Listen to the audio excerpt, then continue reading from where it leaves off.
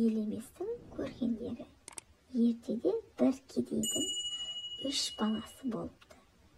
Әкесі өлкесін жетім қалған балалар азып тозып кетеді.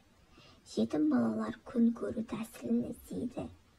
Сонымен балалар бір күні жолға шығады. Жолда келе жатқанда олардың алдарынан 2 жол кездеседі. Біреуі барса келмес, екіншісі барса келер. Жетім балалардың ең кішісінің аты Елемес екен.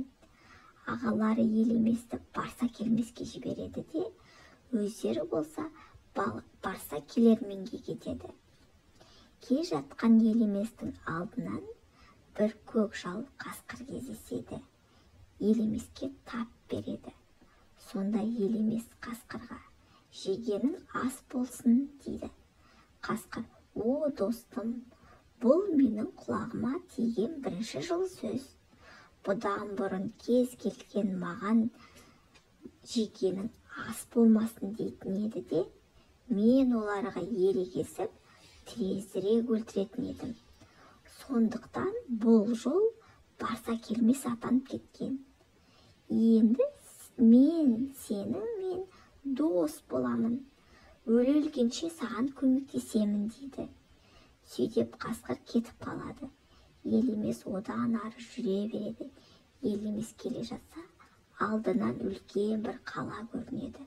Сол қалаға келіп, Елемес ас ішіп, тойынып, адам болады. Бір күні жер қазып жұмыс істеп жүрген Елеместің күрегіне бірдеме ілініп шығады. Қараса, ол алтын екен. Алтынды көрген Елемес одан әрі қаза бастайды. Ат басындай алтын тағы шығады. Бір күні Елемес ұйықтап жатса, түс көреді. Түсінде ағаларының халі нашар екен. Ол түсінен шошып оянады. Ит тойған жеріне, ер туған жеріне деп айтушы еді. Осы байлықты жалғыз өзім көргенде не болады? Не де болса ағаларымен бірге бөлісейін деп тұра көшеді. Көшіп келе жатып, баяғы 2 жол айырылатын жерге келгенде өзінің ағаларын кездестіреді. Ағалары әбден жүдеп, үсті бастары азып, тозып кеткен екен. Елемес ағаларына киім, тамақ беріп, әбден тойындырады. Бірақ бұл жасаған жақсылықтарын ағалары білмейді. Олар Елеместі күндеп, қалай да өлтіруді ойлайды. Көп кешікпей ағалары Елеместі өлтіреді де, оның мал мүлкін алып кетеді. Бір күні баяғы қасқыр келе жатса, алдарында бір топ қарға бір қонып, бір ұшып, шуылдап жүреді. Қасқыр: «Бұл не?» Қарға үймелеген жерге келсе, баяғы өзінің досы өліп жатыр екен. Енді не істеу керек? Қасқырға бір ой түседі кетеді. Ол тез жата қалып, жер буындап жылжып барып, қарғалардың арасынан патшасын ұстап алады. Барлық қарға: «Патшамызды босат» деп шуылдап, қасқырға жалынады.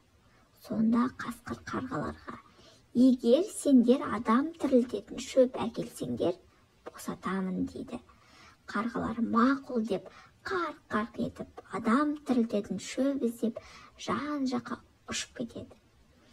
Қарғалар жер көкті қоймай қарап, ақыры өлдім-талдым дегенде бір жерден адам тірілтетін шөпті тауып алып, қасқырға алып кеп береді. Шөпті қасқыр алғаннан кейін қарғаларға: «Егер осы шөптен адам жазылса, патшаларыңды босатамын. Жазылмаса, қайтадан іздейсіңдер» дейді. Шөпті суға салып жұмсартып, Елеместің аузына салғанда, Елемес ұшып түрегеледі. Елемес есін жиып, қасқырға рахмет айтып, тағы да ағаларын іздеп шығады. Келе жатса, алдарынан ауыл көрінеді. Келсе, ағалардың үйі екен. Елемес үйге кіріп келгенде, үлкен ағасының үйі екен. Өзінің әйелін көреді.